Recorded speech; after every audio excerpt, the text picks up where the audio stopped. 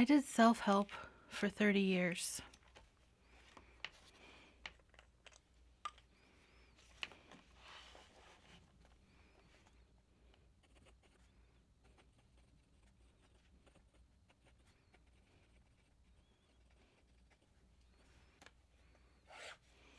I spent 30 years trying to improve myself. Books, seminars, cassette tapes in my car in the 90s, and I journaled through all of it.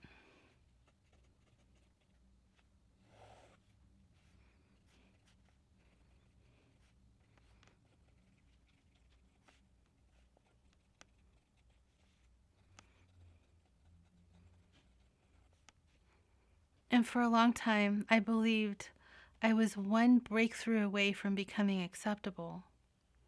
But looking back now, I can see something I couldn't see then. Effort was never the problem, the diagnosis was.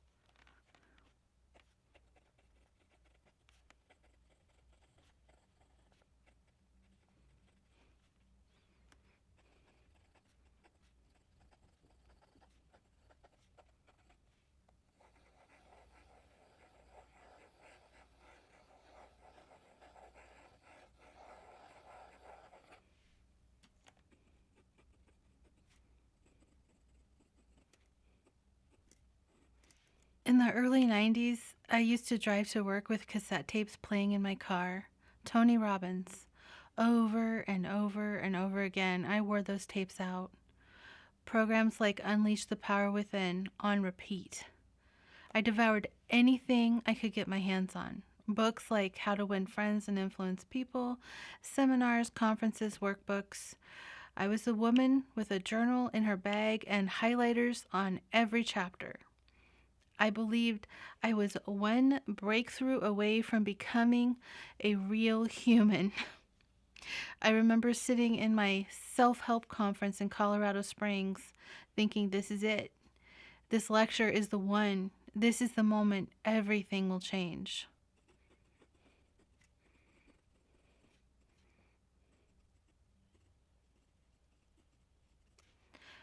Underneath all of that effort was a belief. I thought I was a terrible daughter, a disappointing friend, a fundamentally flawed human. I believed that I had no real purpose, that I wouldn't amount to anything meaningful. I hated almost everything about myself. And I was convinced that if I just consumed enough wisdom, applied enough principles, and journaled hard enough, then I could fix it. If I followed the instructions precisely, if I did the exercises, if I wrote every single day, then the pain would disappear.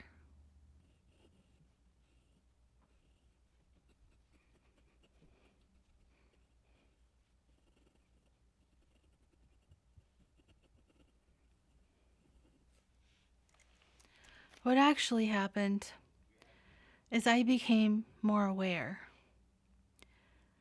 That part totally worked. I could articulate my weaknesses in detail. I could analyze my habits. I could identify my blind spots sometimes. And my journals were stuffed full of insight, full of goals, full of reflection, and yet very little change. The same patterns showed up, the same reactions, the same internal shame, the same exhaustion from trying to improve myself. There was a gap between awareness and transformation. Right?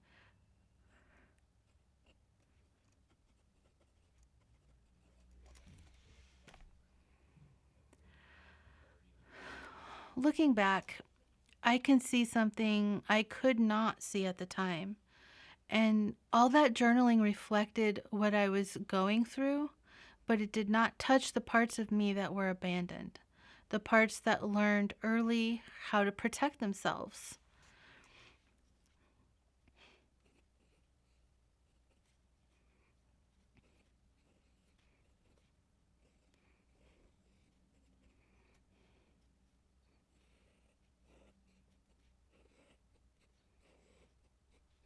The parts that carried shame, the parts that believed they weren't safe, not valued, not enough. I override these parts with discipline and inspiration, and I was trying to motivate myself out of my wounds. And that just doesn't work. There was no dramatic turning point in the 90s. I just kept going. More books, more programs, more journaling, until December of 2019. I wrote a small post in a Facebook group. I'm at the end of my rope, I said. I've tied a knot and I'm holding on, but I don't know how much longer I can keep my grip. That was not really motivational language. It wasn't polished, but it was honest. And a woman whom I didn't know responded and introduced me to an IFS coach. I started doing the work in January of 2020, and that's when something different began. Okay? What changed was not my journaling habits. I still journal, but my approach did. For the first time, I stopped trying to fix myself. And I started trying to understand the different parts of me, the protective parts, okay? The shame responses, the fear that drove my overachievement. Instead of overriding them, I listened.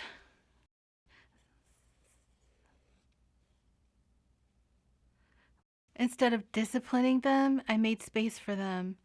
And slowly things shifted. Not because I wrote better affirmations, not because I found a better productivity system, but because the part of me, or the parts rather, of me that were carrying old pain were finally understood. So I still journal. I love journaling, but I no longer expect it to change me. I journal for clarity, for reflection, for creativity, for enjoyment, not as a magic process that turns me into a better person. My notebook now reflects growth. They are not tasked with producing it, and that distinction changes everything. So if you've been doing self-help for years, and if you have journals full of insight, if you have highlighted books and attended conferences, and you still feel like something fundamental has not shifted, you're not lazy. You are not unmotivated.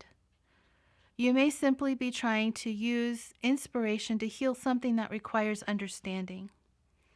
In the next episode, I want to talk about why insight alone rarely produces transformation, because confusing those two kept me circling the same point for decades.